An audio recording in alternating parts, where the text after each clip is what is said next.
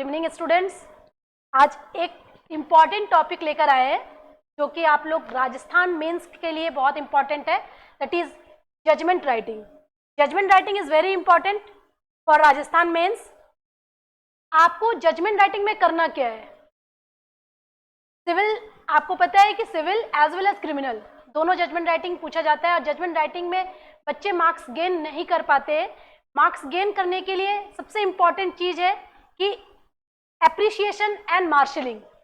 अगर आपको judgement writing करनी है तो सबसे पहले आप एक काम करो कि जो सिविल जज जूनियर डिवीजन जो जजमेंट्स देते हैं, जो आपको कोर्ट में जजमेंट्स प्रोवाइड होते हैं, पहले उसके कॉपीज आप निकलवाओ। उसमें देखो फॉर्मेट क्या है, जजमेंट राइटिंग में क्या लिखा हुआ है, उसका इंट्रोडक्शन क्या है, किस टाइप से प्लेंटिफ डिफेंडेंट एनीथिंग, जो भी क्रिमिनल में कैसे एक्यूज के बारे में क्या लिखा जाता है, क्या उसमें फॉर्मेट है, उसमें क्या डिसीजन दिया जा रहा है।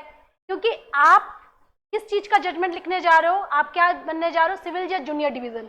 तो सिविल जज जूनियर डिवीजन जो है वो फर्स्ट क्लास मजिस्ट्रेट वाला जो भी का राइट्स होते, जो उनके पास पावर होते हैं, उसके ऊपर ही आपको जजमेंट देना है। तो उस पावर को देखते हुए आपको उस जजमेंट को ही फॉलो करना है, ना कि हायर जजमेंट को।